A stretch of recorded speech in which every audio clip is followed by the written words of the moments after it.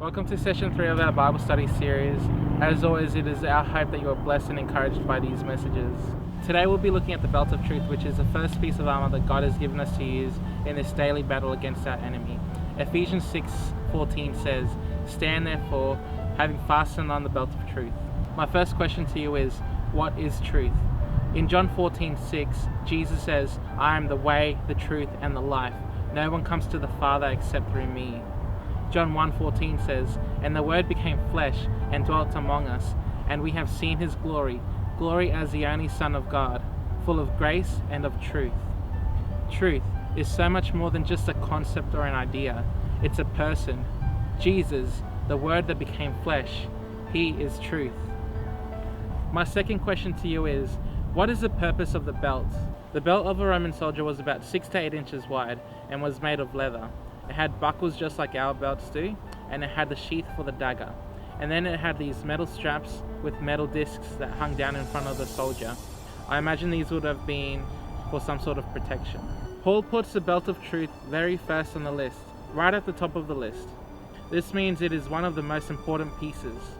On a Roman soldier, the belt held everything in place. They had these big baggy tunics which they wore under their armor, and the belt kept the tunic singed and closed. In battle, if they had a longer tunic, they would take the 4 corners of the tunic and fold it underneath the belt to keep their legs free and to keep it from getting tangled. This was called girding up the loins. In fact, here in Ephesians 6:4, probably the most literal translation of the verse would be, "Stand therefore, having girded your loins with truth." We don't use the word loin much, but your loin is your thigh. However, nobody wears their belt on their thigh. Paul, by phrasing the first piece of spiritual armor in this way, is referring to the practice of getting the robe out of your way.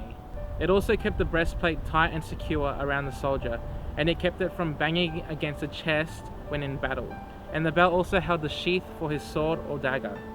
So if a soldier got rid of his belt, his breastplate wouldn't be secure, his tunic would trip him up, and his sword would drop to the ground. In short, he wouldn't be much good in battle. As we read in Ephesians 6:14, Paul says we are to fasten on the belt of truth. To stand strong in this battle, we must know the truth and live by the truth. Only in this way will the rest of our armor stay on, and only in this way will we be protected in this battle. This is because the belt of truth keeps the breastplate tight. It keeps the tunic up and out of your way so you don't get tripped over or slowed down. It provides you with a place to keep your sword. Without truth, we are easily tripped up by Satan's lies. Lies, no matter how big or how small, are the things that destroy lives and relationships and futures. One little lie was what Satan used in the Garden of Eden to destroy the future of all mankind. You cannot afford to have areas of deception in your life. Just as with a belt, you cannot afford to have a broken belt or a belt with weaknesses. Truth, like a belt, to be effective, must be able to completely surround you. Truth, like a belt, to be effective, must be able to completely surround you from the front, the back, the right, and the left, and must be strong enough to hold everything together. Therefore, truth is of the utmost importance in the life of a Christian. Without an understanding of truth, we are left vulnerable to being carried about by every wind of doctrine, by human cunning, by craftiness in deceitful schemes, as Paul says in Ephesians 4:14.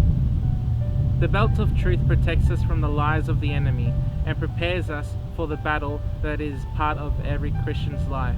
Jesus says in John 8:32, "And you will know the truth, and the truth will set you free."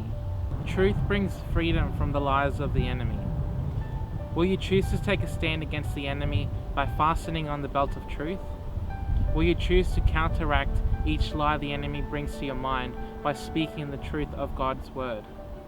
You can choose to continue to allow the lies of the enemy to bring you down, or you can choose to strengthen yourself in God's word as David did. The decision is yours. You choose what you will do. I hope you were blessed by today's message. Next week, we will be looking at the importance of having the breastplate of righteousness. Be sure to like our Facebook page and follow us on Instagram. You can find the links in the description below. Please remember to like and share this video. and we'll see you next week. God bless you.